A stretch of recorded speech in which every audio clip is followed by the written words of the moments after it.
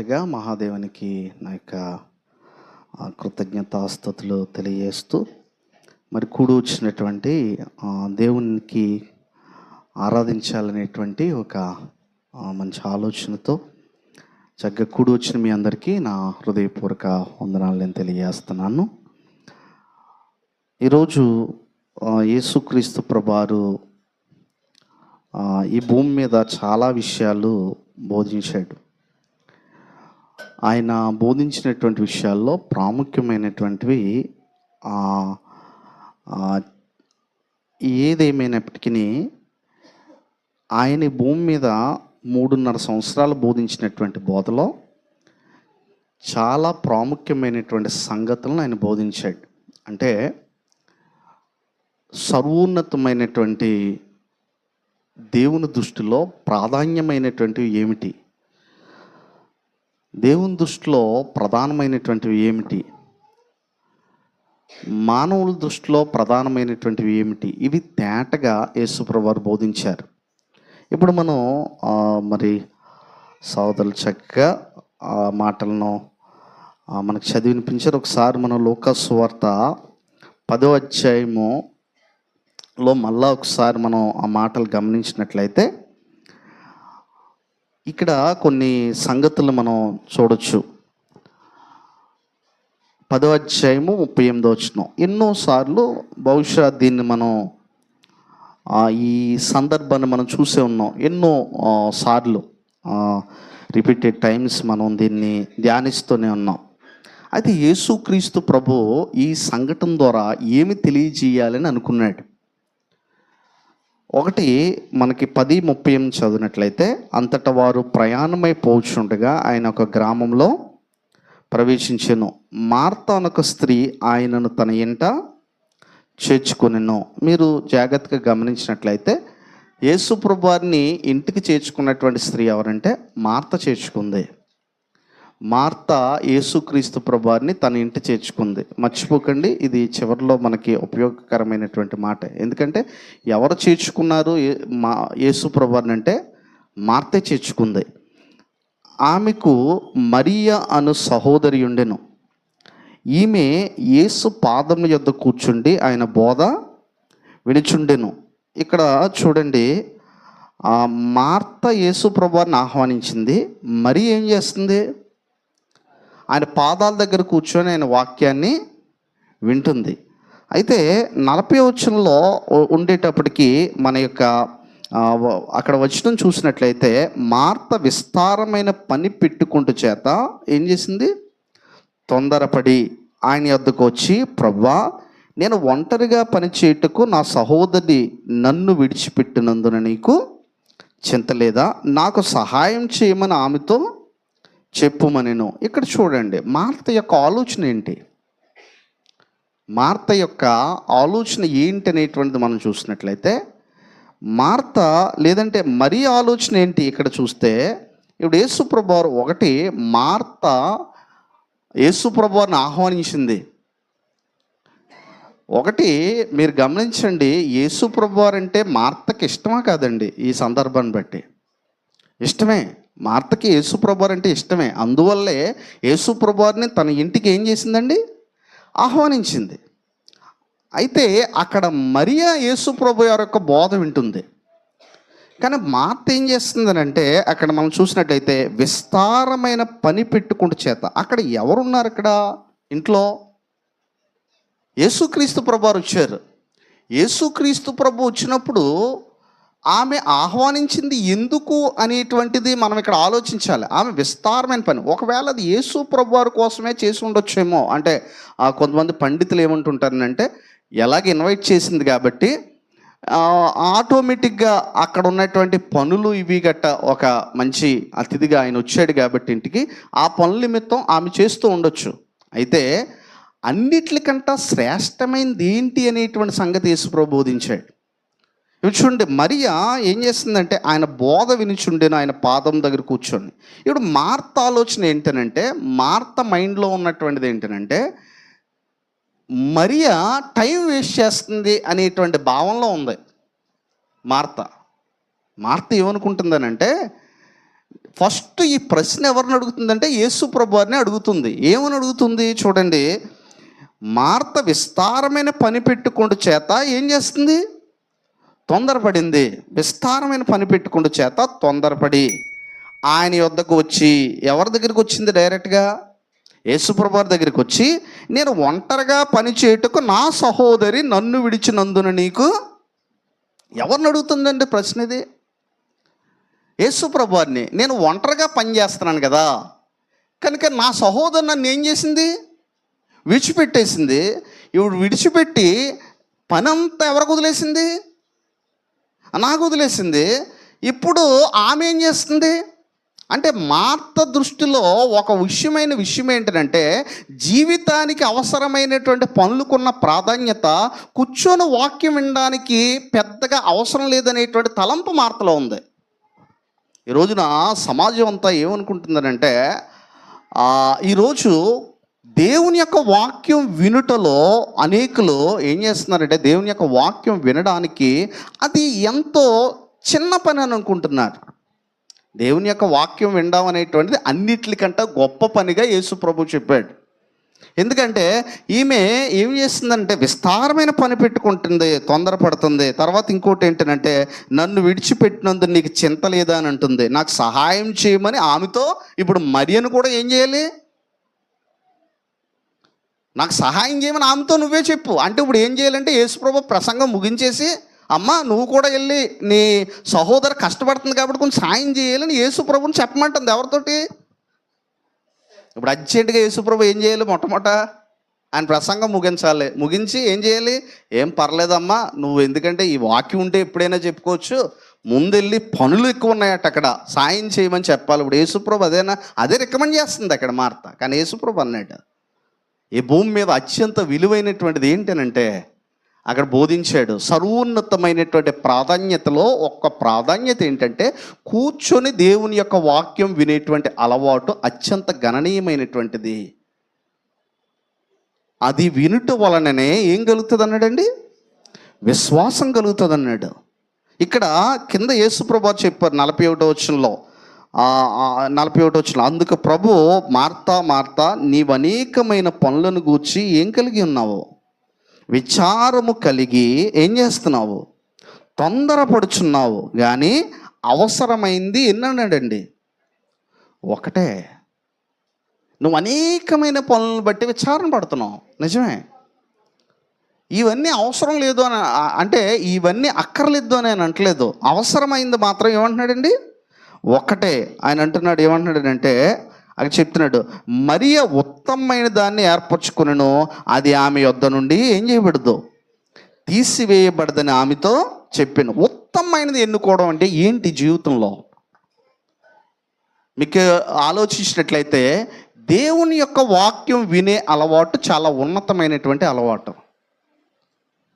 దేవుని యొక్క వాక్యమును దైవజనుల ద్వారా కానీ, లేదంటే ఇంటి దగ్గర మనం బైబిల్ చదువుకోవడం కానీ ఎంతో ఉన్నతమైన అలవాటు ఇది. ఇంటి దగ్గర దేవుని యొక్క వాక్యం చదువుకుంటున్నప్పుడు ఆ మాటలు మన చెవుల్లోకి వెళ్ళవండి. వెళ్ళినప్పుడు మన హృదయం కనుక దేవుని యొక్క వాక్యము వినే అలవాటును మనము ఎప్పుడు కూడా ఎన్ని పనులున్నా ఇంటి దగ్గర దేవుని యొక్క వాక్యం చదవడం అనేటువంటిది కోల్పోకూడదు. ఎందుకనంటే మనుష్యుడు రొట్టె వలన కాదు కానీ దేవుని నోట నుండి వచ్చే మాట వలన ఏం చేస్తాడండి? జీవిస్తాడు. ఎందుకంటే అది యేసుక్రీస్తు ప్రభువారు స్పష్టంగా చెప్పాడు. సాధారణంగా మానవులమైనటువంటి మనం అనేక పనులను ఈ లోకంలో కలిగి ఉంటాం. అయితే ఎప్పుడూ కూడా దేవుని యొక్క వాక్యమును వినేటువంటి అవకాశాన్ని మనం పోగొట్టుకోకూడదు. ఎందుకంటే దేవుని యొక్క వాక్యమును చదివేటువంటి అలవాటును మనం పోగొట్టుకోకూడదు. ఎందుకనంటే అనేకమైన పనులు ఉన్నప్పటికీ ఉత్తమమైనటువంటిది మన జీవితంలో ఎంచుకోకపోతే అది చాలా ప్రమాదం అనేటువంటి సంగతి మనం గుర్తుంచుకోవాల్సినటువంటి వస్తుంది. ఇంకొక విషయం ఏంటంటే, మనం ఇక్కడ చూసినట్లయితే, అయితే దేవుని యొక్క వాక్యమును వినేటప్పుడు, సాధారణంగా దేవుని యొక్క వాక్యమును వినేటప్పుడు ఒక రైటర్ ఒక మాట రాశాడండి. ఏమన్నాడనంటే, సాధారణంగా ఈరోజు పుస్తకాలు ఉన్నాయంటండి. వీటి మీద పుస్తకాలు ఉన్నాయనంటే, ప్రసంగానికి ఎలా సిద్ధపడాలి అనేటువంటి దాని మీద కొన్ని వేల పుస్తకాలు ఉన్నాయట. ప్రసంగమును ఎలా సిద్ధపడాలి వేల పుస్తకాలు ఉన్నాయి. ఎవరన్నా ప్రసంగం చెప్పాలని అనుకుంటే ఎంతో సిద్ధపడుతూ ఉంటారు. సిద్ధపడి ఏం చేస్తూ ఉంటారు? ప్రసంగం చెప్తూ ఉంటారు. విశ్వాసులు కూడా ఏమని కోరుకుంటారంటే సిద్ధపడి ప్రసంగం చెప్పాలని ఖచ్చితంగా అంటుంటారు. కానీ అంతకంటే ప్రాముఖ్యమైనది ఏంటంటే వినేవాడు సిద్ధపడక్కర్లేదా?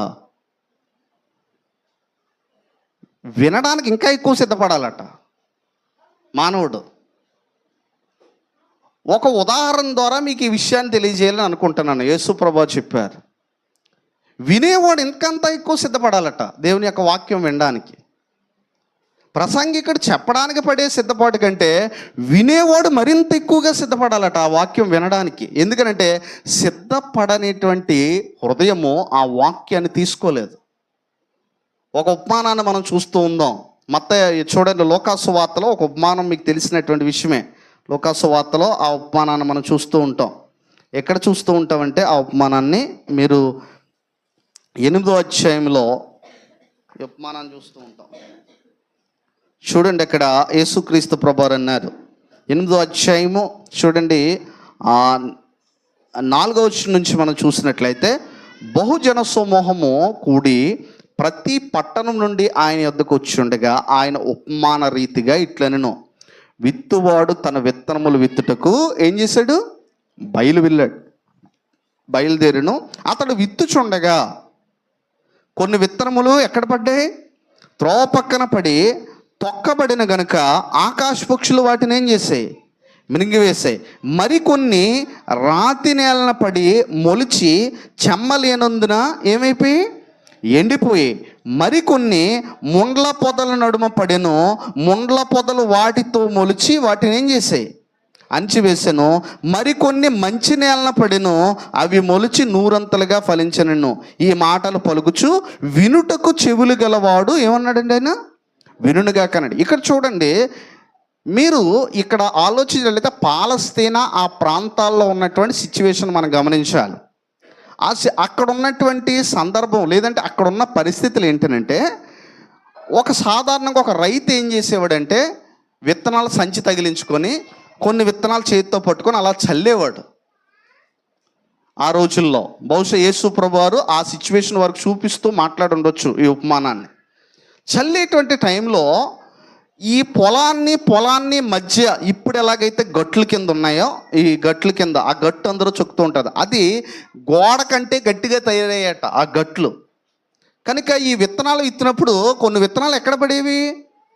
ఆ గట్టు మీద పడ్డాయి. గట్టు మీద పడేటువంటి విత్తనాల్లో ఏం చేసేవారంటే అవి కొంతమంది బాటసార్లు తొక్కేవాళ్ళు, లేదంటే బాటసార్లు తొక్కకముందే పక్షులు వచ్చి ఏం చేసేవి?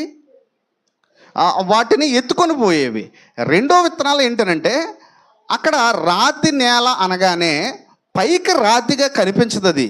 ఎందుకంటే వాళ్ళు ఎంత బాగు చేసినప్పటికీ ఒక పొర సన్నని, అంటే మనం సున్నపు రాతి పొర అనేటువంటిది ఉంటూ ఉంటుంది. ఏరియాల్లో ఎక్కువగా సున్నతి రాతి పొర అనేటువంటిది ఉంటూ ఉంటుంది. అంటే పైకి మట్టి కనపడుతుంది, కొంచెం లోతుకి వెళ్ళే కొలది కూడా సున్నపు రాతి పొర అనేటువంటిది ఎక్కువగా ఆ ప్రాంతాల్లో ఉండేదటండి. కనుక విత్తనం వేసిన వెంటనే స్పీడ్గా మొలకెత్తుతుంది. ఎక్కడ వరకు మొలకెత్తుతుంది అంటే ఆ సన్నపు రాతి, ఆ యొక్క రాయి తగిలిన వెంటనే అది ఏమైపోతుంటుందండి? ఎంత స్పీడ్గా అయితే పైకి వస్తుంటుందో అంత స్పీడ్గా అది ఏమైపోతుంటుంది? చచ్చిపోతూ ఉంటుంది ఆ మొక్కలు. ఇకపోతే మూడోది ఏంటంటే కలుపు మొక్కలు. ఎందుకంటే ముండ్ల పొదలు ఆ నేలలో పడేవటండి. అవి పడితే అవి మొలకెత్తేవి. కానీ ఈ మొలకెత్తినటువంటి ఇవి మొక్కలు వచ్చిన తర్వాత చుట్టూరా ఉన్నటువంటి కలుపు లేదంటే ఆ ముండ్ల పొదలు ఏం చేసేవంటే వాటిని అణిచివేసేవి. వేటిని అణిచేసేవి? మంచి వాటిని. అంటే ఆ అంటే ఒక మాటలో చెప్పాలంటే ఎలా వర్ణించారంటే ఊపిరాడక అవి చనిపోయేవి. ఇక్కడ ప్రాబ్లం ఏంటంటే విత్తనాలా లేదంటే నేల? ఇప్పుడు ఒక విషయం ఏంటంటే వాక్యం వినుటకు ముందుగానే నేలను సిద్ధపరచాలి. అనేకుల్లో వాక్యం ఫలించకపోవడానికి కారణం త్రోవ పక్కన పడినటువంటి నేల వారి గుండెల్లో ఉండడం, వారి హృదయాల్లో ఉండడం. ఎందుకంటే అవి అసలు విత్తనాలు తీసుకోవు లోపలికి. దేవుని యొక్క వాక్యాన్ని విన్నప్పుడు మనం ఏ విధంగా, ఒక విషయం ఏంటో తెలుసండి, దేవుని యొక్క వాక్యాన్ని అంట మన చెవులు తిరస్కరించవట, హృదయమే తిరస్కరిస్తుందట. చెవుల్లో ప్రాబ్లం ఏమీ లేదు. అందరికీ దేవుడు ఎలాంటి చెవులు ఇచ్చాడు? ఒకే రకమైన చెవులు ఇచ్చాడు. ఇక్కడ చెవుల్లో ప్రాబ్లం లేదు. ప్రాబ్లం వల్ల ఎక్కడుందనంటే హృదయంలో ఉన్నది. కాబట్టి ఇప్పుడు ఫస్ట్ రిసీవింగ్ చేసుకునేటువంటి విధానం. అందుకే మొట్టమొదటి విత్తనాలు అంటే త్రోవ పక్కన పడినటువంటి నేల మీద పడ్డాయి. ఏ విత్తనాలు పడ్డాయనంటే మంచి విత్తనాలే పడ్డాయి. కానీ అవి ఆ నేల సరిగ్గా రిసీవ్ చేసుకునేటువంటి విధానంలో లేదు. వాక్యానికి అందరూ స్పందించేటువంటి రీతి ఒకేలా ఉండదు. అది దేని మీద ఆధారపడి ఉందనంటే దేవుని యొక్క వాక్యం మీద. మన హృదయం ఆల్రెడీ ఏ విధంగా ఉంది? ఇక్కడ హృదయం అనేటువంటిది నేల అనేటువంటిది హృదయానికి సాదృశ్యంగా ఉంది. ఈ హృదయాన్ని బాగు చేసుకుంటూలో మనం దేవుని యొక్క వాక్యాన్ని రిసీవ్ చేసుకునేటువంటి విధానం ఉంటుంది. చూడండి, మనము సాధారణంగా ఆలోచించేటువంటి కొన్ని సంగతులు ఏంటంటే దేవుని యొక్క వాక్యాన్ని, అందుకే కొన్ని చోట్ల ఆయన ఏమన్నాడనంటే మీరు వింటూ మట్టుకు వింటున్నారు కానీ గ్రహింపనే ఏమని చెప్పేశాడు ఆయన వారికి? గ్రహించట్లేదని చెప్పాడు. ఎందుకంటే వినుట మట్టుకు వింటున్నారు కానీ గ్రహించట్లేదని చెప్పాడు. అంటే వినటం వేరు, గ్రహించడం వేరు. చాలా కృషి చేయాలి. సాధారణంగా సంఘ బిడ్డలు కానీ బయట జనం ఏమనుకుంటారంటే మంచి ప్రసంగం సిద్ధపడి ప్రసంగికుడు చెప్తాడనే ఆలోచనతో ఉంటారు కానీ అసలు మేము వినడానికి సిద్ధపరచుకుంటామా మా నేల అనేటువంటి ఆలోచన కలిగి ఉండరు. హోషేయ గ్రంథము 10వ అధ్యాయము 12వ వచనము. హోషేయ గ్రంథంలో మనం చూద్దాం. 10వ అధ్యాయము 12వ వచనంలో అక్కడ ఉంటున్నాడండి. 10వ అధ్యాయము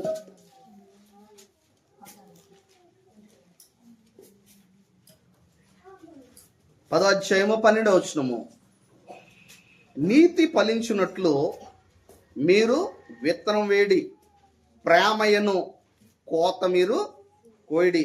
యెహోవాను వెతుకుట ఇదే సమయము గనుక ఆయన ప్రత్యక్షమై మీ మీద నీతి వర్షం కురిపించినట్లు ఇది వరకన్నడు దున్నని బీడు భూమిని ఏం చేయమన్నాడు? ముందు ఏం చేయాలట? ఫలించాలంటే ముందు బీడు భూమి దున్నబడాలి. బీడు భూమి దున్నబడిందే ఫలించడానికి అవకాశమే లేదు. అది ఎంత గొప్ప ప్రసంగం అయినా ఫలించడానికి అవకాశం లేదు. ఇక్కడ విషయం ఏంటనంటే ఒకవేళ మహా అయితే ఏం చేయగలం అనంటే, ఒకవేళ ఫలించకలేని పక్షంలో ఒకటి మాత్రం చేయగలం. అది ఏంటనంటే కొంతమంది అక్కడ ఉన్నారండి, ఏమన్నారంటే ఏథెన్స్ వారిలాగా ఉంటుందండి. ఏథెన్స్ వారు ఏం చేసేవారంటే, చూడండి ఏథెన్స్ వారు ఏం చేసేవారు? 17వ అధ్యాయం 21వ వచనంలో ఏం చేసేవారు చూడండి. అపోస్తుల కార్యంలో 17:21లో వారు కాలాన్ని గడిపేవారట. ఎలా అంటే చూడండి, అపోస్తుల కార్యంలో 17వ అధ్యాయము 21వ వచనంలో చూడండి వారు ఎలా కాలాన్ని గడిపేవారు. అపోస్తుల కార్యంలో 17వ అధ్యాయము 21వ వచనము. ఏథెన్స్ వారందరూ అక్కడ నివసించు పరదేశులను ఏదో ఒక కొత్త సంగతి చెప్పుట యందును వినుట యందును మాత్రమే తమ గాలము ఏం చేసేవారు అంటే అండి, ఏథెన్స్ వాళ్ళందరూ ఏం చేసేవారు అంటే ఏదో ఒక కొత్త సంగతి చెప్పుట యందును, రెండోది ఏంటి, వినుట యందును కాలం ఎలా గడిపేసేవారట. సాధారణంగా మనం ఆలోచించినట్లయితే కాలమును దేవుని యొక్క వాక్యం వినేవాళ్ళు ఎలా వేస్ట్ చేస్తూ ఉంటారంటే, ఇప్పుడు ఏదన్నా మంచి ప్రసంగం ఉందనుకోండి, ఎస్ బాగుంది అని కాలం గడిపేయడం. మళ్ళీ ఇంకో ప్రసంగం వస్తుంది, ఎస్ బాగుంది, మంచి వండర్ఫుల్ మెసేజ్, కాలం గడిపేయడం. ఇలా కాలం గడిపేస్తున్నారంటే ఏథెన్స్ వారందరూ కూడా ఇలా కాలం గడపల. వాక్యమును ఒక రకంగా యేసు ప్రభువుకి మనం ఓటేయడం కాదు, యేసు ప్రభువును అనుసరించాలి. యేసు ప్రభు ఓటేయమని చెప్పలేదు. ఎందుకనంటే ఆయన ఏమన్నాడంటే నేను గొప్పవాడిని ఓటేయండి. యేసు ప్రభు ఏమన్నా నన్ను వెంబడించండి. ఏమని చెప్పాడంటే ఆయన నన్ను వెంబడించండి అని చెప్పాడు. ఎందుకంటే మీరు ఒకసారి లోకాసు వార్తలో ఏముందనంటే ఆయన స్పష్టంగా చెప్పాడు. లోకాసు వార్త 14వ అధ్యాయంలో ఏముందో ఒకసారి మీరు చూడండి. లోకాసు వార్త 14వ అధ్యాయం కనుక ఆలోచించినట్లయితే అక్కడ చెప్తున్నాడండి ఆయన 14వ అధ్యాయము 25వ వచనము. 14వ అధ్యాయము 25వ వచనము 14:25లో చెప్తున్నాడు, బహుజన సమూహములు ఆయనతో కూడా వెళ్ళుచున్నప్పుడు. చూడండి, బహుజన సమూహములు ఆయనతో కూడా వెళ్తున్నాయంటండి, యేసు ప్రభుతో కూడా. ఎంతమంది వెళ్తున్నారు అని అంటే బహుజన సమూహాలు వెళ్తున్నారు. అంటే యేసు ప్రభువారు ముందు నిలబడి ఉన్నారు, ఆయన వెళ్తున్నాడు, ఆయన వెనకాల ఎన్ని జన సమూహాలు ఉన్నాయి? బహుజన సమూహాలు. అంటే ఎంత జనం ఉండి ఉంటారు ఆయన వెనకాల? ఎంతమంది జనం ఉంటారండి యేసు ప్రభువారు వెళ్తుంటే? ఎందుకంటే ఆయన అద్భుతాలు చేస్తాడు, మహత్కార్యాలు చేస్తాడు. అంత మాత్రమే కాదు, ఆయన అడక్కపోయినా ఏం చేసేవాడు? ఆయన చేసేవాడు. కాబట్టి ఆయన వెనకాల జనం చాలా ఉండేవారు. అవసరమైతే మీరు ఆలోచించినట్లయితే జక్కీ గారు యేసుప్రభుని చూడాలనుకుంటే ఎవరు అడ్డొచ్చారు అక్కడ? ఆయన పొట్టివాడు, ఎందుకు చూడలేకపోయాడనంటే ఆయన కూడా ఏముండేది అంటే యేసు ప్రభువారు వెళ్తుంటే ఆయన వెనకాల బహుజన సమూహం ఉండేది. ఆ బహుజన సమూహాన్ని ఏం చేశాడు ఆయన? చూడండి, మీరు ఆలోచించినట్లయితే ఇప్పుడు చూడండి, ఒక మీటింగ్కి ఎక్కువ మంది జనం వచ్చారు అనుకోండి, మనమైతే ఏమంటామంటే ఎక్కువ మంది జనం వచ్చారు కాబట్టి దేవుడికి మహింకరంగా జరిగింది అంటాం. కానీ యేసుప్రభు అయితే అలా అండో, వెనక తిరిగి చూసాడు జనాలందరినీ చూసి, మీలో ఎవడైనా నన్ను వెంబడించాలనుకుంటే తన సిలువను ఎత్తుకొని వెంబడించాలని చెప్పాడు. నేనేదో చేస్తానని నా వెనకాల వచ్చేస్తున్నారు, బాగానే ఉంది, కానీ నా మార్గం ఇలాంటిది కాదు. నాది ఏంటనంటే అక్కడ చెప్తున్నాడు, ఏమంటున్నాడు చూడండి, బహుజన సమూహంలో ఆయన వారి తట్టు తిరిగి, చూడండి 26వ వచనంలో, ఎవడైనను నన్ను నా యొద్దకు వచ్చి తన తండ్రిని, తల్లిని, భార్యను, పిల్లలను, అన్నదమ్ములను, అక్క చెల్లెలను, తన ప్రాణమును సహా ద్వేషింపకుంటే వాడు నా శిష్యుడు. ఎవడాయన శిష్యుడు కాదో చెప్తున్నాడండి. యేసుప్రభు ఎప్పుడు కూడా ఎంతో మంది కొంతమందిని బేరం ఆడుకొని ఎలాగోలాగా ఆయన వెనకాల జనాలు తిప్పుకోవడానికి ఎప్పుడు పరిచయం చేయలేదు. ఆయన చాలా స్పష్టంగా చెప్పాడు, ఎవడైనానో నాకు శిష్యుడు అవ్వాలని అనుకుంటే మొట్టమొదట ఎవరు కాదో చెప్తున్నాడు. అందరికంటే ఎక్కువగా నన్ను ప్రేమించిన వాడు నా శిష్యుడు కాలేడు. అంటే కొంతమంది దీన్ని ఏమంటే తండ్రిని భార్యను వదిలేమంటే ఇవన్నీ తీసుకుంటారు, కానీ అసలు తన ప్రాణమును సహా ద్వేషింపుకుంటే, అది చివరిలో ఆ మాట కూడా ఉంది, తన ప్రాణమును సహా ద్వేషింపుకుంటే. అంటే ఒక రకంగా చెప్పాలంటే తల్లిదండ్రుల చిత్తాలు, భార్యల చిత్తాలు, భూమి మీద మనుషులందరి చిత్తాలు, చివరికి నీ చిత్తం కూడా పక్కనెట్టి ఆయన చిత్తం వైపు మనం వెళ్ళాలనేటువంటి ఉద్దేశాన్ని యేసుప్రభు ఇక్కడ వ్యక్తపరుస్తున్నాడు. ఎందుకంటే భూమి మీద అందరికీ రకరకాల చిత్తాలు ఉంటాయి, ఎలా బ్రతకాలన్న దానికి ఒక్కొక్కరు సలహా ఇవ్వగలరు. కానీ యేసుప్రభు ఇచ్చేటువంటి సలహా అతి గొప్పది. చివరికి నీ ప్రాణంను సహా ద్వేషింపుకుంటే అంటే అర్థం ఏంటంటే నువ్వు సెల్ఫ్ డినైన్ చెయ్యాలి. ఎందుకనంటే నిన్ను నువ్వు కూడా పక్కన పెట్టి నువ్వు యేసుప్రభుని వెంబడించాలి. అందుకే యేసు ప్రభు అని నీ నోటితో ఏమంటూ ఉంటామంటే మనం ఒప్పుకొని, ఈ మాటల అర్థం ఏంటంటే ఈ రోజు నుంచి నా సర్వస్వం ఆయనకి అంకితం, కాబట్టి ఆయన ఏం చెప్తే అది చేయగలను అనేటువంటి మాట. ఆ మాట చెప్పాడు. తర్వాత ఏమంటాడంటే ఆయన 27వ వచనంలో చూడండి, మరియు ఎవడైనో తన సిలువను మోసుకొని నన్ను వెంబడింపని ఎడల వాడు నా శిష్యుడు. ఎవరు కాదో చెప్తున్నాడు ఆయన. ఎలాగోలా నా వెనకాల ఉండడం లేదు ఆయన. ఎవడైనా మీలో ఇలా చెయ్యకపోతే నా శిష్యుడు కాలేడు, నా శిష్యుడు కానేరు. లేదంటే ఇలా తన సిలువను ఎత్తుకొని అదేమన్నాడు, ఎవడైనా తన సిలువను మోసుకొని నన్ను. శిష్యులు అలాగే తయారు చేశాడండి ఆయన. ఆయన శిష్యులు ఎలాంటి వారు? యేసు ప్రభువారు వెనకాల అసలు ఎందుకు వచ్చారు వాళ్ళు? యేసు ప్రభువారు వెనకాల వాళ్ళు ఉండడానికి ముఖ్యమైన కారణం ఏంటి? మీరు గమనించండి. ఒకసారి పేతురు గారు ఏమంటారంటే, మేము ఎవని యొద్దకు వెళ్దామో నీవే ఏ మాటలు కలిగిన వాడు, నిత్య జీవం మాటలు కలిగినటువంటి వాడు. వారు ఎంత గ్రేట్ టాస్క్ తీసుకున్నారంటే, యేసు ప్రభువారు శిష్యులుగా ఉండాలంటే ఈ భూమి మీద అందరికంటే శ్రమలు వాళ్ళకి ఎక్కువ ఉంటాయి. అది ఇష్టపడి వచ్చేసారు వాళ్ళు. ఎందుకనంటే పౌలు గారు కూడా మీరు జీవితంలో ఆలోచించినట్లయితే తన యొక్క జీవితం అంతా ఒకటైతే తాను యేసుక్రీస్తు ప్రభువులోకి వచ్చిన తర్వాత ఏమి చూసి వచ్చి ఉంటాడు అవన్నీ కూడా. ఈ రోజున పరలోక మహిమ, నిత్య జీవము, పునరుద్ధానం యొక్క మహిమను వారి హృదయాల్లో వారు గుర్తెరిగారు.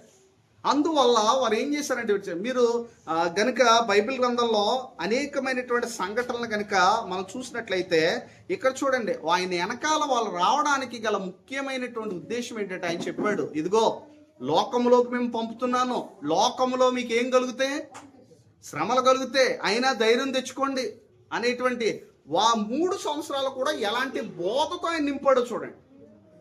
ఇప్పుడు మీరు కనుక ఆలోచించినట్లయితే అపోస్తలుడైన పౌలు గారు తెలుసు. పౌలు గారిని అనేకులు ఎందుకు వెంబడించారు?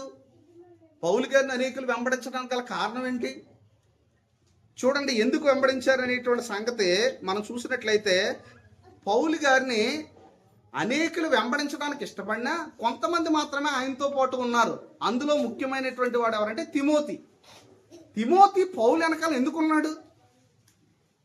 తిమోతి పౌలుతో తిరగడానికి కారణం అంటే నేటి కాలంలో అనేకమైన సంఘాలు, అనేకమైనటువంటి వారు ఏం చేస్తున్నారంటే జనాలను ఎలా అట్రాక్ట్ చేస్తున్నారంటే, ఇదిగో పలానా చోట స్వస్థలు జరుగుతున్నాయి, పలానా చోట అద్భుతాలు జరుగుతున్నాయి, పలానా చర్చికి వెళ్తే అక్కడ కార్యం అయిపోద్దంట, పలానా చర్చికి వెళ్తే అక్కడ ఉద్యోగం వచ్చేస్తుందంట, ఇలాంటి విధంగా జనాలను పోగేస్తున్నారు. కానీ అసలు ఆ రోజుల్లో ఇలాంటి బోధ ఎప్పుడూ చేయలేదు వాళ్ళు. ఎందుకంటే వారు మనిషికి అవసరమైంది బోధించారు. మానవుడు ఇవన్నీ అవసరమై అనుకుంటున్నాడు, కానీ అంతకంటే గొప్ప అవసరాలు మానవుడికి ఉన్నాయనేటువంటి సంగతి వాళ్ళు బోధించారు స్పష్టంగా. మీరు చూడండి, తిమోతి ఎందుకు వెంబడించాడు పౌల్ని. తిమోతికి రాసినటువంటి 2వ పత్రికలో చూడండి, వారు ఎలా విన్నారు, ఎలా విశ్వసించారు, ఎలా వెంబడించారు. చూడండి, తిమోతికి రాసినటువంటి పత్రిక, తిమోతికి రాసినటువంటి 2వ పత్రిక చూడండి, అక్కడ అంటున్నాడండి 3వ అధ్యాయము 10వ వచనము, 2 తిమోతి 3వ అధ్యాయము 10వ వచనము. అక్కడ అంటున్నాడండి, ఏమంటున్నాడనంటే 3వ అధ్యాయం 10వ వచనం. గట్టిగా చదవండి మీకు. అయితే నీవు నా బోధను, నా ప్రవర్తనను, నా ఉద్దేశమును, నా విశ్వాసమును, నా దీర్ఘశాంతమును చూడండి. ఏం చూశాడు పౌల్లో తిమోతి? ఏం చూసి వెంబడించాడండి? పౌలు గారు మీరు ఎక్కడికి వెళ్ళినా అద్భుతాలు స్వస్థలు చేస్తారు కాబట్టి మీ వెనకాలే ఉంటానంటలేదు. అందుకే వెంబడించలేదంట తిమోతి పౌల్ని. ఎందుకు వెంబడించాడండి? ఈ రోజుల్లో ఎక్కడన్నా ఎక్కువ మంది జనం ఉన్నారంటే ఎందుకు వెంబడిస్తున్నారంటే చాలా ముఖ్యమైన ప్రశ్న. అది ఎందుకు వెంబడిస్తున్నావు? ఒక అతను అన్నాడు, ఏమన్నాడు, నువ్వు ఎక్కడికి వెళ్ళినా నీ వెనకాల వచ్చేస్తానంటే యేసుప్రభు అన్నాడు. నిజమే, మెల్లమెల్లగా ఒక్కొక్కటి రెడీ అవుతున్నాడని చెప్పి అన్నీ రెండు అనలేదు. ఆయన ఏమన్నాడనంటే, నక్కలకు బోర్లు ఉన్నాయి, ఆకాశ పక్షులకు గోళ్ళు ఉన్నాయి, మనుషు కుమారుడు తలవాల్చుకుంటుకెళ్ళిన స్థలం లేదు. నువ్వు మానవుని యొక్క ఉద్దేశంతో వస్తున్నావు, నా దగ్గర సుఖవంతమైన జీవితం దొరుకుతుందని నువ్వు వస్తున్నావు, కానీ అది నేను ఇవ్వలేను. కాబట్టి అంటే అయినా సరే నేను వెంబడిస్తానని అతను అనలేదు. ఎందుకంటే అతని గురించి ఇంక లేదు అక్కడ బైబిల్లో. ఎందుకంటే ప్రభు కొరకు ఇష్టపడినటువంటి వారు, ప్రభు వాక్యం ఇష్టపడినటువంటి వారు ఎన్ని శ్రమలు అనిపించడానికైనా ఇష్టపడతారు. కాబట్టి అటువంటి వారు యేసు ప్రభువును ఏ మాత్రమూ వదిలిపెట్టరు. అందుకే ఇక్కడ చెప్తున్నాడు, ఏమంటున్నాడు అంటే చాలా విషయాలు ఉన్నాయి తిమోతి పౌలుని వెంబడించడానికి. ఏమి చూశాడు? మొట్టమొదట ఆయన బోధన చూశాడు. రెండోది ఏం చూశాడు? ప్రవర్తన చూశాడు. మూడోది ఉద్దేశము. పౌలు గారికి ఏమేమి ఉన్నాయంటండి? ఆయన బోధ ఉంది, బోధతో పాటు ఏముంది? ప్రవర్తన చూశాడు. మూడోది ఏంటంటే ఉద్దేశం. ఏంటి అసలు పౌలు గారి ఉద్దేశం? పౌలు గారి యొక్క ముఖ్య ఉద్దేశం ఏంటి? అనేకులను దేవునిలో ఏం చేయాలి? నడిపించాలి అనేటువంటి ఆలోచన. అనేకులను దేవుని వైపు నడిపించాలి అనేటువంటి ఆలోచన. తర్వాత ఇంకా మనం ఆలోచించినట్లయితే నా విశ్వాసమును, నా దీర్ఘశాంతమును, నా ప్రేమను, నా ఓర్పును, ఇవన్నీ నువ్వు చూసావు. 11వ వచనంలో ఇంకా చూసింది ఏంటంటే అంతియోకియ, ఇకోనియా, లుస్త్రా ఈ ప్రాంతాల్లో బహుశ్రమలు కలిగాయండి పౌలు గారు. చాలా శ్రమలు కలిగాయి, చాలా కఠినంగా హింసించారు. అంతియోకియా, ఇకోనియా, లుస్త్రా అంచు చూడండి ఇక్కడ అను పట్టణముల్లో నాకు కలిగినట్టు హింసలను, ఉపద్రవములను తెలుసుకొనిన వాడవై నన్ను ఏం చేసావు? ఇవన్నీ తెలిసినా సరే నన్ను ఏం చేసావు? వెంబడించావు. ఇప్పుడు చూడండి, తిమోతిని ఎందుకు వెంబడించాడు అనేటువంటి సంగతి మనం ఆలోచించినట్లయితే, తిమోతి ఎందుకు వెంబడించాడు అనేటువంటి సంగతి మనం ఆలోచించినట్లయితే గొప్ప ఉద్దేశం కలిగి వెంబడించాడు. ఏమేం చూశాడంటే ఆయనలో, పౌలు గారిలో ఆయన చూసింది ఏంటంటే శ్రమలు, నిందలు, కష్టాలు, బాధలు. ఆయన ఉద్దేశం, ఆయన ప్రవర్తన, ఇవన్నీ తెలుసుకొనిన వాడువై నన్ను వెంబడించావు. పౌలు గారితో వెళ్ళడం ఎలాంటి విషయం అండి? పౌలు గారితో వెళ్ళడం అనేటువంటిది సామాన్యమైనటువంటి సంగత. ఈ రోజుల్లో చాలా మంది యేసుక్రీస్తు ప్రభువుని నమ్ముకోవాలని ట్రై చేస్తారు, కానీ సరైన ఉద్దేశంతో నమ్ముకోవడానికి ఇష్టపడరు. యేసు ప్రభు వారిని వెంబడించాలనేటువంటి ఆలోచన. కొంతమందికి ఎలాంటి ఆలోచన అంటే యేసు ప్రభు వారిని నమ్ముకుంటే మనం ఈ భూమి మీద సుఖంగా జీవించవచ్చు అనేటువంటి ఆలోచన. ఎందుకంటే దాని గురించి యేసు ప్రభు వారు స్పష్టంగా బోధించారు. ఎందుకంటే ఈ లోకం అసలు నిజమైన ఆనందం ఇవ్వట్లేదని యేసు ప్రభు ఎప్పుడో బోధించాడు. స్పష్టంగా బోధించాడు. యేసు ప్రభువు వారి గురించి మనం ఆలోచించినట్లయితే ఆయన మరి కొరింథీయులకు రాసిన పత్రికలో ఆయన ఒక మాట మాట్లాడడం జరిగింది. పౌలు గారు కొరింథీయులకు రాసినటువంటి మొదటి పత్రిక 15వ అధ్యాయము 19వ వచనము. మొదటి కొరింథీ 15వ అధ్యాయము 19వ వచనము. ఈ జీవిత కాలం మట్టుకే మనము క్రీస్తునందు నిరీక్షించు వారమైన ఎడల మనుషులందరికంటే ఏమన్నాడండి, ఈ జీవిత కాలం మట్టుకే క్రీస్తునందు నిరీక్షించిన వారమైన. ఎందుకంటే కొరింథీ సంఘస్థులు అక్కడ పునరుద్ధానం మీద ఫోకస్ చేయట్లేదు. అసలు పౌలు చెప్పిన సువార్త యొక్క ముఖ్య ఉద్దేశం ఏంటంటే పునరుద్ధానం గురించి వారు వినడానికి మనసు లేదు వాళ్ళకి. ఎందుకనంటే వాళ్ళు కేవలం దేని కొరకు బ్రతుకుతున్నారు అంటే, ఇక్కడ చూడండి 1 కొరింథీ 15వ అధ్యాయంలో 12వ వచనంలో అంటున్నాడు, క్రీస్తు మృతుల్లో నుండి లేపబడి ఉన్నాడని ప్రకటింపబడుచుండగా మీలో కొందరు మృతుల పునరుద్ధానం లేదని ఎట్లు చెప్పుచున్నారు. క్రీస్తు మృతుల్లోంచి లేచాడు. ఇప్పుడు మృతుల పునరుద్ధానం ఉందా లేదండి? మృతుల పునరుద్ధానం ఉందా లేదా? అది లేదన్నట్టుగా మనం బ్రతుకుతున్నాం. ఎక్కడ వరకు మన జీవితం అన్నట్టుగా బ్రతుకుతున్నాం? పుట్టినప్పటి నుంచి చనిపోయేంత వరకు చక్కగా బ్రతికితే. అందుకే మరణాలు కూడా ఎలా డిసైడ్ చేస్తున్నారంటే ఈ రోజుల్లో ఏ మరణం మంచిది అని అంటే, మనం ఆలోచించినట్టే ఈ రోజుల్లో మంచి మరణం అంటే ఏంటి? జనరల్గా మంచి మరణాలంటే ఎలా డిసైడ్ చేస్తున్నారంటే, మంచి మరణాలంటే హాస్పిటల్లో లేకుండా ఇంటికాడ మంచం మీద పని చేయించుకోకుండా చనిపోతే అది మంచి మరణం అని, ఇంటికాడ పని చేయించుకొని చాకరీ చేయించుకుంటే అది చెడ్డ మరణం అని. ఇలాంటిది ఏమీ బైబిల్లో లేదు. ఇంకో కొంతమంది క్రైస్తవులు ఏమనుకుంటున్నారంటే, పాతి పెట్టబడ్డం అనేటువంటిది, చనిపోయిన తర్వాత ఎక్కువ మంది అడిగేటువంటి ఏంటంటే ఖచ్చితంగా పెట్టులోనే తీసుకెళ్ళండి, కాబట్టి పాతి పెట్టబడితే ఏదో వస్తుంది. పాతి పెట్టబడ్డం అనేటువంటిది దానికంటే ముఖ్యమైనది క్రీస్తు కొరకు జీవించడం. ఎందుకంటే బైబిల్ గ్రంథంలో లూకా సువార్త 16వ అధ్యాయంలో ధనవంతుడు కూడా పాతి పెట్టబడిను ఏమనుంది అక్కడ? పాతి పెట్టబడితే పరలోకం వెళ్ళిపోతామనే సెంటిమెంట్ ఉంది చాలా మంది క్రైస్తవుల్లో. పాతి పెట్టబడితే చాలు, ఎక్కడికి వెళ్ళిపోతాం?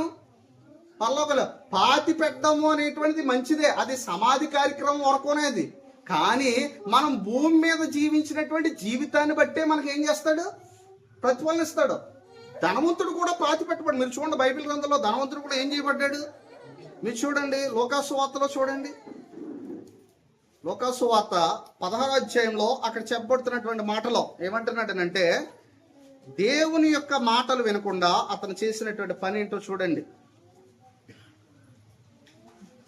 23వ వచనంలో 16:23లో, అప్పుడు పాతాళంలో బాధపడుచు కన్నులెత్తి దూరం నుండి అబ్రహామును అతని రొమ్మున ఆనుకొని ఉన్న లాజర్ను చూచి, తండ్రివైన అబ్రహామా, నా యందు కనికరపడి తన వేలి కొనను నీళ్ళలో ముంచి. దానికంటే ముందు ఒక మాట చెప్పబడింది అక్కడ 22వ వచనంలో చూడండి, ఆ దరిద్రుడు చనిపోయి దేవదూతల చేత అబ్రహామును కొనుపబడినో, ధనవంతుడు కూడా చనిపోయి ఏం చేయబడ్డాడు?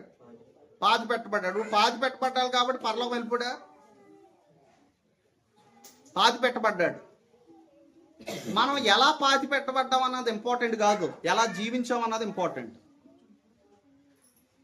ఒకవేళ మంచి చెక్క పెట్టి బంగారంతో చేయించుకొని దానికి ఒక సిలువు పెట్టి తెల్ల క్లాత్ ఎక్కడ దొరకంద మనం వేసేసినా ఆ వ్యక్తి జీవించిన జీవితాన్ని బట్టే దేవుడు తీర్చేస్తాడు. ఎందుకంటే ధనవంతుడు కూడా పాతి పెట్టబడిన ఉంది బైబిల్లో. కనుక క్రైస్తవులు చాలా మంది ఆలోచించేటువంటి విషయం ఏంటంటే, ఎప్పుడు దేవుని యొక్క సంఘానికి రాకుండా, ఎప్పుడు దేవుని కొరకు బ్రతకకుండా, చివరిలో ఎప్పుడో ఒకప్పుడు బాప్తిసం పొందాడు కాబట్టి అతను ఎందులో తీసుకెళ్ళాలి? పాతి పెట్టబడాలి. దీనివల్ల సాటిస్ఫికేషన్ తప్ప ఇందులో ఏమీ లేదు. పౌలు గారు ఏమన్నారంటే, మంచి పోరాటము పోరాడితేనే నా పొరుగు ఏం చేశారంటే కడముట్టించితని. అంటే జీవితకాలం అంతా యేసు ప్రభువు ఒక మాట అన్నారు, మీలో ఎవడైనా నన్ను వెంబడించాలనుకుంటే ప్రతి దినము తన సిలువను ఎత్తుకొని నన్ను ఏం చేయాలి? వెంబడించాలి. ప్రతి దినము కూడా, ప్రతి దినము ఆయన వెంబడించడం, ప్రతి దినం ఆయన వాక్యాన్ని మనం వింటూ ఉండాలి. అయితే బైబిల్ చదివేటప్పుడు, దేవుని యొక్క వాక్యాన్ని చదివేటప్పుడు కానీ, దేవుని యొక్క వాక్యాన్ని వినేటప్పుడు కానీ మన హృదయాన్ని సిద్ధపరచుకోవాలి. ప్రాముఖ్యంగా 3 ప్రశ్నలు మనకు వస్తూ ఉంటాయి. ఏంటంటే వాక్యాన్ని చదివేటప్పుడు మొట్టమొదటి ప్రశ్న ఏంటంటే, దేవుని యొక్క వాక్యాన్ని విన్నప్పుడు కానీ దేవుని యొక్క వాక్యాన్ని చదివినప్పుడు కానీ నేనేమి తెలుసుకున్నాను దీని నుంచి? అది మొట్టమొదటి ప్రశ్న. వాక్యం విన్న మనలో కలవలసిన మొట్టమొదటి ప్రశ్న ఏంటంటే, దీని నుంచి నేను ఏమి నేర్చుకున్నాను? రెండోది విషయం ఏంటంటే, నేను ఎక్కడ తప్పిపోతున్నానో, ఏ విషయంలో తప్పిపోతున్నాను? ఈ వాక్యం చదివాను కదా, నేను ఎక్కడైనా నా జీవితంలో తప్పిపోతున్నాను అనేటువంటి ప్రశ్న మనకు ఖచ్చితంగా కలగాలి. ఈ ప్రశ్న నేను ఎక్కడ తప్పిపోతున్నానో ఆలోచించకుండా బైబిల్ అంతా చదివేసినా ఉపయోగం లేదు. నేను ఎక్కడ తప్పిపోతున్నానో అనేటువంటి ఆలోచించకుండా రోజు మీటింగ్కి వెళ్ళి వాక్యం అన్నా ఉపయోగం లేదు. నేను ఎక్కడ తప్పిపోతున్నాను అనే ఆలోచన కలిగి ఉండాలి ఖచ్చితంగా. నేను ఎక్కడ తప్పిపోతున్నాను, నేను ఈ వాక్యం నుంచి ఏం నేర్చుకున్నాను? రెండోది, నేను ఏ విషయంలో తప్పిపోతున్నా, ఈ విషయాన్ని గుర్తుపట్టాలి. మూడవ సంగతి ఏంటంటే, దీన్ని నా జీవితంలో ఇప్పుడు ఏమి చేయాలి? సరే తప్పిపోయాను కదా, ఇప్పుడు నేను ఏం చేయాలి నెక్స్ట్ అంటే దాని గురించి నేను ఏం చేయవలసి ఉంది? ఆ తప్పిపోయిన దాని గురించి నేను ఏం చేయాలి? చివరిగా ఒక మాట నేను చెప్తున్నాను. ఆ మాట ఏంటంటే, తప్పిపోయిన కుమారుడు తప్పిపోయాడు, కానీ తనకు ఒక ఆలోచన వచ్చింది. ఏం ఆలోచన వచ్చింది? వెనక్కి తిరిగి వెళ్ళాలనే ఆలోచన. ఒక విషయం ఏంటంటే, దేవుడు మనతో ఉన్నాడా లేడా అనే సంగతి మన మనస్సాక్షికి స్పష్టంగా తెలుసు. మనం ఏదన్నా దేవుని నుంచి తప్పిపోయినట్లయితే ఖచ్చితంగా దేవుడు దూరం అయిపోతాడన్న సంగతి కూడా మనకు స్పష్టంగా తెలుసు. ఇప్పుడు దాని గురించి నేను ఏం చేయాలి? మరలా వెనక్కి ఎలా రావాలి? వారు ఆ ప్రయత్నాలే చేశారు. ఏం చేశారంటే, తప్పిపోయిన కుమారుడు తిరిగి వెనక్కి వచ్చి ఎవరిని హత్తుకున్నాడండి? తండ్రిని హత్తుకున్నాడు. కనుక వాక్యం వినేటప్పుడు ముఖ్యమైన ప్రశ్నలు ఏంటంటే, ఒకటి, దీని నుంచి నేను ఏం నేర్చుకున్నాను? రెండోది ఏంటంటే, నేను ఏ విషయంలో తప్పిపోతున్నానేమో అది నేను గుర్తించవలసినటువంటి అవసరం ఉంది. లేదు అని అంటే ఏమవుతుందంటే, ఏ తెలుసు పట్టణస్తుల్లో ఉంటుంది. వారు ఏదో కొత్త సంగతి వినడం, కొత్తది వినడం, కొత్త విషయాలు వినడం, అబ్బా సూపర్ ఉందని అనడం, అలా కాలం గడిపేసేవారు అంట. అలాగా వాళ్ళు వాక్యాన్ని అప్రిషియేట్ చేసేవారు కానీ వాక్యానికి లోబడేవారు కాదు. యేసు ప్రభుని అప్రిషియేట్ చేసేయడం కాదు, కానీ యేసు ప్రభుని అనుసరించవలసిన వారిని. అందుకే ఆయన మాట మాటికి ఏమన్నాడంటే, నన్ను వెంబడించుడి, నన్ను వెంబడించండి, నన్ను వెంబడించడం వల్ల. అందుకే అన్నాడు, నన్ను వెంబడించేవాడు చీకటిలో నడువుక ఎక్కడ నడుస్తాడంటండి? జీవ వెలుగులో నడుస్తాడు. కాబట్టి దేవుని యొక్క వాక్యము వినుటలో మన హృదయాన్ని ఖచ్చితంగా సిద్ధపరచుకోవాలి. ఎందుకంటే ఒకవేళ త్రోవ పక్కన పడినటువంటి నేల లాంటిది మన హృదయం ఏమో అయితే వెంటనే వాక్యాన్ని తృణీకరించేస్తూ ఉంటాం. రెండోది, రిసీవింగ్ చేసుకోవడం బాగానే ఉంటుంది. ఎలా అంటే, రాతి నేల పడినటువంటి విత్తనము రిసీవింగ్ కొంతకాలం చేసుకుంది, కానీ ఖచ్చితంగా ఆ వాక్యాన్ని వదిలేసింది. అంటే ఆ యొక్క చనిపోయింది, అది మొలకెత్తలేదు. కనుక కొంచెం సేపు మొలకెత్తినండి. కాబట్టి కొన్ని దేవుని యొక్క వాక్యం విన్ననే కొన్ని మార్పులు మనం చేసుకొని తర్వాత ఏదో శ్రమ వస్తే వదిలిపెట్టి వెళ్ళిపోవడం, అది రెండో విషయం. మూడోది ఏంటంటే ఎదగడం. కానీ ఈ ఐహిక విచారాలు, ఈ భూ సంబంధమైనటువంటి వాటిని, అందుకే ఎవడును ఏమన్నాడనంటే, ఈ లోకంలో మనం ఏమంటున్నాడంటే, తిమ్మొత్తు చెప్తున్నాడు, సైనికుడు వల్లే మనం ఏం చేయాలి చెప్తున్నాడు, సైనికుడు వల్ల. కాబట్టి క్రీస్తు కొరకు బ్రతికేటువంటి వారి యొక్క ముఖ్యమైనటువంటి విషయం ఏంటంటే, ముఖ్య ఉద్దేశం ఏమంటే సరైనటువంటి హృదయంతో వినగలిగేటువంటి వాడు ఏమన్నా. ఇకపోతే నాలుగోది ఏంటంటే సరైన హృదయం. చివరిగా నేను మీ అందరినీ కూడా మీ హృదయాన్ని గనుక ఆలోచించినట్లయితే, వాక్యం వినడానికి మనం సిద్ధపడతాం, అయితే సరైన హృదయంతో సిద్ధపడుతున్నామా? ఇది చాలా ఇంపార్టెంట్. సరైన హృదయంతో మనం సిద్ధపడకపోతే మనమే మోసం చేసుకుంటాం, అది ఎప్పటికైనా సరే. ఎందుకంటే ఇక్కడ అన్నాడు, మీరు వినువారు మాత్రమే ఉండి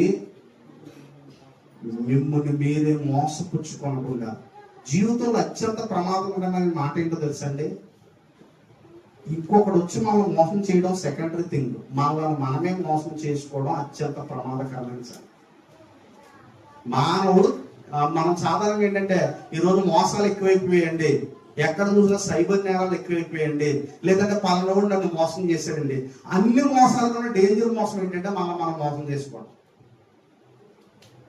మనం మారలేదని మన హృదయం చెప్తున్నప్పుడు మనం మారాలి. ఎందుకనంటే దేవుని యొక్క వాక్యాన్ని మనం లోబట్టలేదని చెప్పినప్పుడు ఖచ్చితంగా మనం దానికి లోబడాలి. పాపం ఉందని మన హృదయం మనల్ని గద్దిస్తున్నప్పుడు దాని నుంచి మనం ఖచ్చితంగా వేర్పడాలి. అలాగనే అందుకే పౌలు గారు కూడా ఈ విషయంలో భయపడ్డాడు. ఏంటంటే ఇతరులకు చెప్పిన తర్వాత ఒకవేళ నేనే భ్రష్టుని అయిపోతానేమో అనే భయం అతనిలో ఉంది. నేను నెలకొట్టుకుంటున్నాను నా జీవితాన్ని. కనుక మనం కూడా వాక్యము శక్తి చేత మన జీవితాలను పదిలిపరచుకోవాలని అవసరం ఉంది. జీవితంలో ఎప్పటికైనా ప్రమాదం ఏంటంటే ఇతరుల చేతనో ఎవరి చేతనో మోసపోవడం కాదు, మనల్ని మనమే మోసం చేసుకోవడం. దేవుని యొక్క వాక్యం మనం ఎప్పటి నుంచో చెప్తూనే ఉంది.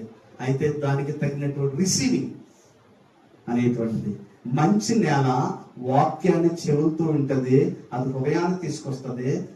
ఆ హృదయంలో పడినటువంటి విత్తనము నిజంగా వాక్య విత్తనం ఫలిస్తూ ఉంటుంది. అది 30 60 100. ఇక్కడ ముఖ్యమైన ప్రశ్న ఏంటంటే నేను నిజంగా ఫలిస్తున్నాను ఆ దేవుల్లో? ఇది చాలా ముఖ్యమైన ప్రశ్న. నేను బాప్తిసం పొందినప్పుడు ఎలా ఉన్నానో, బాప్తిసం పొందిన కాడి నుంచి ఇప్పుడు నాకు ఎన్ని సంవత్సరాలు అయింది, ఈ ఎన్ని సంవత్సరాలు నేను ఫలించానా? ఫలిస్తే ఏ విషయంలో? ఇది చాలా గొప్ప సాక్ష్యం. మన గురించి ఇతరులు ఏమని సాక్ష్యం చెప్పుకుంటున్నారు, ఇది చాలా ముఖ్యమైన విషయం. మన గురించి ఇతరులు చెప్పుకునే సాక్ష్యం ఏంటి? నువ్వు నిజంగా మారావనేది. ఇప్పుడు జక్కీ ఉన్నాడండి, జక్కీ పట్టుకెళ్ళి పంచిపెట్టేస్తున్నాడు. ఖచ్చితంగా ఇతరులు అడుగుతారు, ఎందుకంటే నువ్వు ఎలా ఎందుకు చేస్తున్నావు అంటే, యేసు ప్రభువు నేను ఏం చేశాను, నమ్ముకున్నాను. కనుక మన గురించి మన మనస్సాక్షి ఏం సాక్షిస్తుంది, మన గురించి ఇతరులు ఏం సాక్షిస్తున్నారు అన్నది చాలా ప్రధానమైనటువంటి ప్రశ్న. కనుక వాక్యం వినుచున్న మనల్ని మోసం చేసుకుండా ఆ వాక్యాన్ని సాత్వికమైన మనసుతో అంగీకరించి, ఇదిగో ఈ రోజు నుంచి నా దేవుని కొరకు నేను ఫలిస్తాను. ఫలించకపోతే బైబిల్లో ఏముందనంటే చెట్టు వేరునే ఉంచబడింది, గొడ్డలు ఉంచబడింది. ఆ గొడ్డలు నా వేరునే ఉంచబడిందేమో, నన్ను నరికేయడానికే సిద్ధంగా ఉన్నాడేమో అనే భయం మనలో పుట్టాలి. కనుక మనల్ని మనము విమర్శించుకునే ఎడల ఏమన్నాడండి, తీర్పు పొందకపోదు అన్నాడు.